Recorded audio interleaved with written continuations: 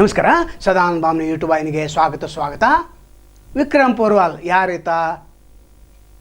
ಈತ ಹಿಂದೆ ಏನಿದ್ದ ಮಾರುತಿಗಲ್ಲಿಯಲ್ಲಿ, ಈಗ ಕೋಟ್ಯಾಧೀಶರ ಹೇಗಾದ? ಇದರಿಂದ ಪೊಲೀಸ್ ಅಧಿಕಾರಿಗಳು ಯಾರ್ಯಾರಿದ್ದಾರೆ? ಈತನ ಹೆಸರ ಮೇಲೆ ಬೇನಾಮಿ ಆಸ್ತಿ ಯಾರು ಮಾಡಿದ್ದಾರೆ?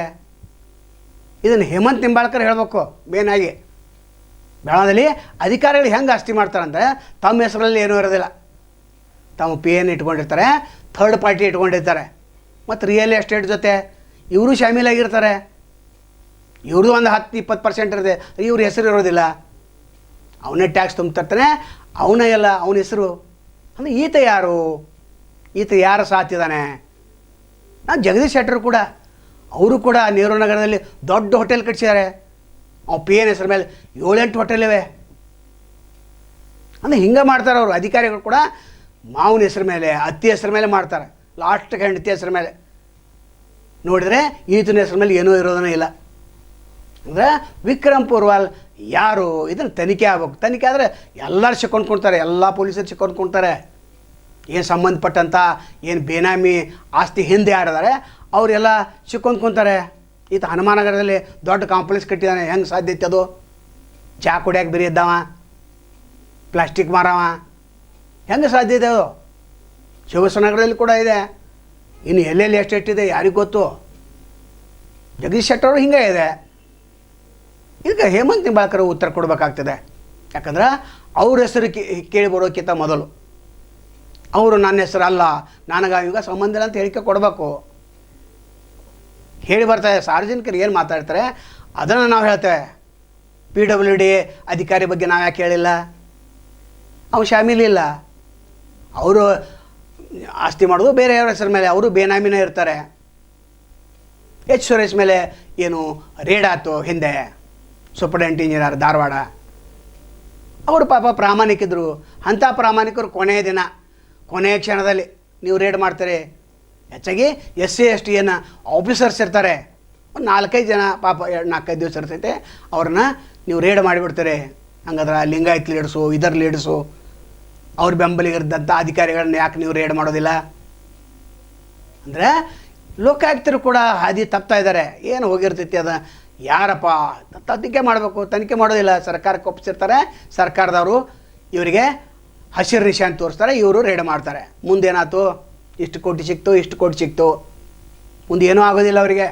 ಯಾಕಂದರೆ ಕ್ಯಾಬಿನೆಟ್ದಲ್ಲಿ ಅಲ್ಲಿ ಪಾಸಾಗಿ ಅವು ತನಿಖೆ ಮಾಡಂತ ಕೊಡ್ಬೇಕು, ಆವಾಗ ಕೋರ್ಟಿಗೆ ಬರೋದು. ಅದು ಅಲ್ಲಿವರೆಗೆ ಪ್ರಾಸಿಕ್ಯೂಷನ್ಗೆ ಆರ್ಡ್ರನ್ನು ಕೊಡೋದಿಲ್ಲ ಅವರು. ಇಲ್ಲೂ ಕೂಡ ಅದೇ ಆಗೋದು. ವಿಕ್ರಮ್ ಪೂರ್ವಾಲ್ ಈತ ಯಾರು? ಇದನ್ನು ಪೊಲೀಸ್ ಅಧಿಕಾರಿಗಳು ಹೇಳ್ಬೇಕು. ಈತನ ಬಗ್ಗೆ ಎಲ್ಲ ಗೊತ್ತಿದೆ, ಎಲ್ಲ ಫೋಟೋಗಳು ಕೂಡ ನಮ್ಮ ಹತ್ತಿರವೇ. ಇವರೇನ ಕ್ರಮ ಕೈಗೊಳ್ಳೋದು? ನಾವು ಫೋಟೋ ಸಮೇತ ವರದಿ ಮಾಡ್ತೇವೆ. ಯಾಕಂದ್ರೆ ಜೆರಾಕ್ಸ್ ಕಾಪಿನೂ ಇದೆ. ಮತ್ತು ನೀವು ಅನ್ಬೋದು ಅವು ಆಸ್ತಿ ಗಳಿಸಿರ್ಬೋದು 20 ಲಕ್ಷ, 30 ಲಕ್ಷ ಅಥವಾ 5 ಲಕ್ಷ, 1 ಕೋಟಿ, 10 ಕೋಟಿ ತನಕ ಆಸ್ತಿ ಹೆಂಗೆ ಬರ್ತೈತೆ ಅದು? ಬೇನಾಮಿ ಹೆಸರ ಮೇಲೆ ಅಧಿಕಾರಿಗಳು ದೊಡ್ಡ ಪ್ರಮಾಣದಲ್ಲಿ ಆಸ್ತಿಯನ್ನು ಮಾಡ್ತಾರೆ. ಒಂದೊಂದಾಗಿ ಗೊತ್ತಿದೆ ನಮಗೆ, ಯಾರ್ಯಾರ ಬಗ್ಗೆ ಏನೇನು ವರದಿ ಮಾಡಬೇಕಂತ ನೇರವಾಗಿ ಮಾಡ್ತೇವೆ. ಅದು ಕೆಲವು ಸಾಕ್ಷಿ ಪುರಾವೆಗಳು ಬೇಕಾಗ್ತವೆ. ನೀವು ಹೇಳೋದನ್ನು ಎಲ್ಲ ಹೇಳಬೇಕು. ಆದರೆ ಸಾಕ್ಷಿ ಸಿಕ್ಕ ನಂತರ ವಿಡಿಯೋ, ನಂತರ ಫೋಟೋಗಳು, ಯಾವುದೋ ಒಂದು ಕಾಂಪ್ಲೆಕ್ಸ್ ಹಾಕಿದ್ದು, ಇದು ಯಾವುದೋ ಬೇರೆದವನ ಹೆಸರು ಮೇಲೆ ನಾವು ವಿಡಿಯೋ ಬಂದಂತ ಮರುದಿವಸ ಸಬ್ ರಿಜಿಸ್ಟ್ರಿಗೆ ಹೋಗಿ ಬೇರೆದವನ ಹೆಸರು ಏರಿಸಿರಂದ್ರೆ ಹೇಳಕ್ಕೆ ಬರೋಂಗಿಲ್ಲ. ಅವರು 4-5 ಜನ ಇಟ್ಟಿರ್ತಾರೆ ಪಿ ಎಗಳನ್ನು ಮನೆಯಾಗ. ಆಳ ಹೆಸರ ಮೇಲೆ ಪ್ರಭಾಕರ್ ಕೋರೆ, ಅವು ಕುರಿ, ಕೂನು, ನಂತರ ನಾಯಿ, ಬೆಕ್ಕು, ಮನೆ ಆಳು, ಎಲ್ಲರ ಮೇಲೆ ಆಸ್ತಿ ಒಂದು ರೊಕ್ಕ ಇಟ್ಟಿದ್ದಾನೆ. ಮತ್ತು ಮಹಾರಾಷ್ಟ್ರದಲ್ಲಿ 20 ಶಾಖೆಗಳನ್ನು ತೆಗೆವ ಅಂತ, ಒಂದು 75 ಶಾಖೆ ಅದು. ಅದಕ್ಕೆ ಇಲ್ಲಿವರೆಗೆ ಪ್ರಭಾಕರ್ ಕೋರಿದ್ದ. ಈಗ ತನ್ನ ಮಗನನ್ನು ಮಾಡಿದ್ದಾನೆ. ಅಲ್ಲಿ ಯಾರು ಮಗ, ತಮ್ಮನ ಮಕ್ಕಳು, ಅಣ್ಣನ ಮಕ್ಕಳು, ಇವರೇ ನಿರ್ದೇಶಕರು. ಮತ್ತು ಅಧ್ಯಕ್ಷನ ಯಾರು ಮಾಡಿರ್ತಾರೆ ಸಿಕ್ಕೊಂಡ್ಕೊಂಡಕ್ಕೆ ತಮ್ಮ ಯಾವೊಬ್ಬ ಪಿ ಎನ್ ಮಾಡಿರ್ತಾರೆ. ಪಾಪ ಅವನ ಕಡೆ ಏನೂ ಇರೋದಿಲ್ಲ. ಹಿಂಗೆ ಬೇನಾಮಿ ಹೆಸರು ಮೇಲೆ ಆಸ್ತಿ ಮಾಡೋರು ಹಿಡಿಬೇಕು. ಲೋಕಮಾನ್ಯ ಏನು ಬ್ಯಾಂಕ್ ಇತ್ತು, ಕಿರಣ್ ಠಾಕೂರ್ದು, ಅದ್ರ ಮೇಲೆ ರೇಡ್ ಮಾಡೋಕೆ ಹಚ್ಚಿದ್ರು ಅಭಯ್ ಪಟ್ಲ. ಪ್ರಾಮಾಣಿಕ ಬ್ಯಾಂಕ್ ಅದು, ಏನೂ ಸಿಗಲಿಲ್ಲ. ಅಂದರೆ ನಮಗೆ ಯಾರು ಬೇಡ, ಅವ್ರ ಹೆಸರು MLAಗಳು ಕೊಡೋರು. ಅವರು ಎಲೆಕ್ಷನ್ದಾಗ ವಿರೋಧ ಮಾಡಿರ್ತಾರೆ.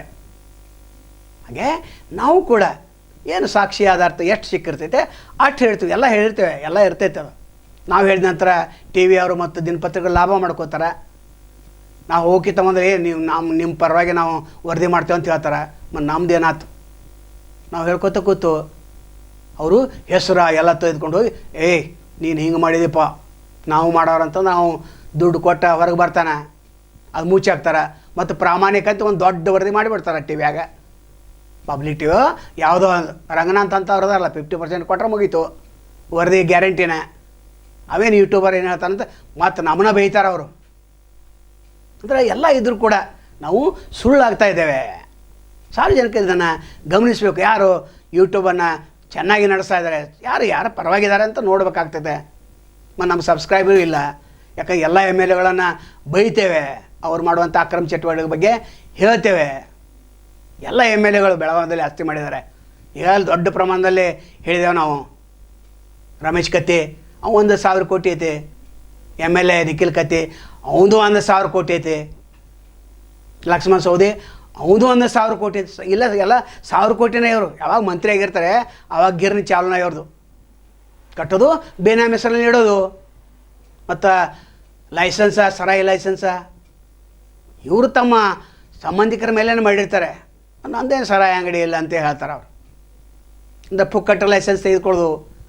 ಕಾಲೇಜ್ ಯೂನಿವರ್ಸಿಟಿ ಅದು ಕೂಡ ಲೈಸೆನ್ಸ್ ನೇಮವಾಗಿ ಹೆಸರುವಾಗಿ ಇವ್ರ ಹೆಸರು ಮೇಲೆ ಇರ್ತಿತ್ತು ಅದು ಕಾಲೇಜ್, ಯಾಕಂದರೆ ಹೆಸರಾಗಬೇಕಲ್ಲ. ಉಳಿದದ್ದ ಲ್ಯಾಂಡ್ ಮಾಫಿಯಾ ದೊಡ್ಡ ಪ್ರಮಾಣದಲ್ಲಿ ಬೆಳೆದಿದೆ. ಅದ್ರ ಹಿಂದೆ ಪೊಲೀಸರು ಇದ್ದಾರೆ. ಯಾಕಂದ್ರೆ ರಿಯಲ್ ಎಸ್ಟೇಟ್ದಲ್ಲಿ ಇವರೇ ಇದ್ದಾರೆ. ಪಾಲ ತುಮ್ ಭಿ ಚುಪ್ ಹಮ್ ಭಿ ಚುಪ್, ತುಮಾರ ಹಾತ್ ಮೇ ಹಮಾರ ಹಾತ್ ಹೈ, ಇದಾ ನಡೆದಿದೆ. ಯಾಕಂದರೆ ಇದು ಸಾರ್ವಜನಿಕರೇ ಗೊತ್ತಾಗಬೇಕು ಅಂತೇಳಿ ನಾವು ವಿಡಿಯೋ ಮಾಡ್ತಿರ್ತೇವೆ. ನಾವು ಯಾರ ಪರವಾಗಿಲ್ಲ, ಯಾರ ವಿರುದ್ಧ ನೇರವಾಗಿ ಹೇಳಿಬಿಡೋರು. ಅದಕ್ಕೆ ಲೈಕ ಶೇರ ಸಬ್ಸ್ಕ್ರೈಬ್ ಮಾಡ್ತೇವೆ ಅಂತ ಹೇಳ್ತೇವೆ. ನೀವು ಮಾಡೋಂಗಿಲ್ಲ, ಬಿಟ್ಟುಬಿಡ್ರಿ, ಯಾರಿಗೆ ಬೇಕಾಗಿದೆ ಹೇಳೋರು. ಯಾಕಂದ್ರೆ ನಮ್ಮ ದಂಧೆ ಅದು, ಇದೊಂದು ದಂಧೆ ಬಿಟ್ಟರೆ ಬೇರೆ ಏನು ಮಾಡೋಕೆ ಬರೋಂಗಿಲ್ಲ. ಒಂದು ಪಾನ್ ಪಟ್ಟಿ ಶಾಪ್ ಹಾಕಿಕೊಡೋದ್ರೆ ಅದನ್ನು ನಡ್ಸೋಕೆ ಬರೋಂಗಿಲ್ಲ. ದಿವಾಳಿ ಮಾಡ್ಕೊಂಡು ಬರ್ತೇವೆ. ನಮಗೇನು ನಾಲೆಜ್ ಇದೆ ಅದನ್ನು ಹೇಳೋರು. ಒಟ್ಟಾರೆ ಈ ವಿಡಿಯೋದ ತಾತ್ಪರ್ಯ ಏನಂತಂದರೆ, ಈ ಪೂರ್ವ ಅಲ್ಲಿ ಯಾರು ತನಿಖೆ ಆಗಬೇಕು. CBI ಮಾಡ್ತಾರೋ ಏನು ಮಾಡ್ತಾರೋ ಗೊತ್ತಿಲ್ಲ, ಒಟ್ಟು ತನಿಖೆ ಆಗ್ಬೇಕಿಂತವು ಒಂದು 2-3 ಹಿಡಬೇಕು.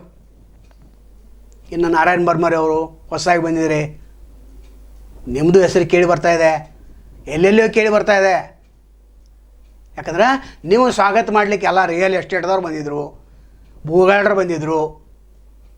ಅವ್ರು ಯಾಕೆ ಬಂದರು? ಮತ್ತು ನೀವು ಬಂದ ನಂತರ ಹರ್ಷ ಆಗಿದೆ ಅಂತ, ಅವ್ರಿಗೆ ಭಾಳ ಸುಖ ಆಗಿದೆ ಅಂತ ವಿಡಿಯೋ ಕೂಡ ನಮ್ಮ ಕಡೆ ಇವೆ. ಎಷ್ಟೆಷ್ಟು ಸುಖ ಆಗೈತೆ. ನೀವು ಅವ್ರನ್ನ ದೂರ ಇಡಬೇಕು. ನಾವು ಹಿಂದಿನ ವಿಡಿಯೋದಲ್ಲಿ ಹೇಳಿದೆ, ಇನ್ನೂ ಕೂಡ ದೂರ ಇಡಬೇಕು. ನಾವು ಕ್ಲೀನ್ ಹ್ಯಾಂಡ್, ನೀವು ಕ್ಲೀನ್ ಹ್ಯಾಂಡ್ ಇದೆ ಅಂತ ಹೇಳಿ ತೋರಿಸ್ಕೊಟ್ಟಿದ್ದಾರೆ. ಮತ್ತಷ್ಟು ಕ್ಲೀನ್ ಹ್ಯಾಂಡ್ ಅಂತ ತೋರಿಸ್ರಿ, ಆವಾಗ ನಂಬ್ತಾರೆ. ಒಟ್ಟಾರೆ ಈತನ ಹಿಂದೆ ಇರೋರು ಯಾರು ಹೆಮ್ಮತ್ತಿ ಬಳಕರು ಮಾತ್ರ ಉತ್ತರ ಕೊಡಬೇಕಾಗ್ತದೆ. ಯಾಕಂದರೆ ನಿಮ್ಮ ಹೆಸರು ಕೂಡ ಇಲ್ಲಿ ಬರ್ತಾಯಿದೆ. ನೀವು ಇನ್ನೊಬ್ಬರ ಹೆಸರು ಮೇಲೆ ಅಲ್ಲಿ ಮಾಡಿದ್ರೆ, ಅವ್ರು ಇನ್ನೊಬ್ಬರ ಹೆಸರು ಮೇಲೆ ಮಾಡಿದ್ರೆ, ನಾವು ವರದಿ ಬಂದ ನಂತರ ಈ ಪೂರ್ವಾಲ ಇನ್ನೊಬ್ಬರ ಹೆಸರು ಮೇಲೆ ಬರೆದು ಕೊಡ್ತಾನೆ. ನಾವು ಖಾಲಿನ ವರದಿ ಮಾಡಿ ನಾವು ಸುಳ್ಳು ವರದಿ ಮಾಡ್ತಂದು ಮತ್ತು ಇನ್ನೊಂದು ಯೂಟ್ಯೂಬ್ದಲ್ಲಿ ನಮ್ಮ ಹೆಸರು ಕೆಡಿಸುವಂಥ ಪ್ರಯತ್ನ ಮಾಡ್ತಾರೆ. ಪೊಲೀಸರೇನು ಯೂಟ್ಯೂಬ್ದಲ್ಲಿ ಕರೆಸ್ತಾರೆ, ಹಿಂಗೆ ಅಂತ ಹೇಳ್ತಾರೆ. ನಾಳೆ ಮತ್ತು ತಗೊಂಡು ಭೇಟಿ ಆಗ್ತೇವೆ.